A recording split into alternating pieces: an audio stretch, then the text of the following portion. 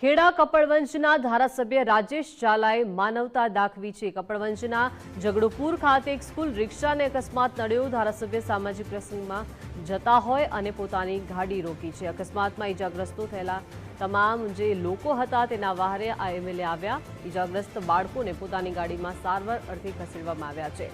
હોસ્પિટલમાં ડોક્ટરને પણ તાત્કાલિક સારવારની જાણ કરી છે।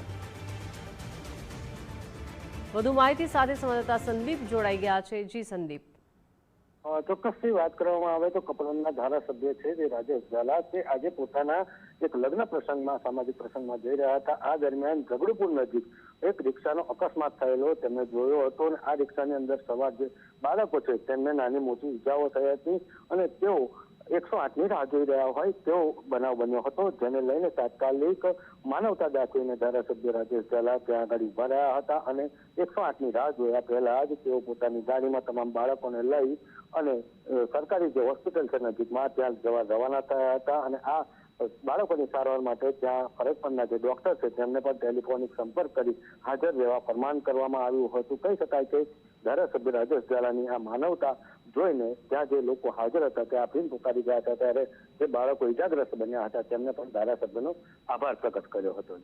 જી સંદીપ, આભાર વિગત આપવા બદલ।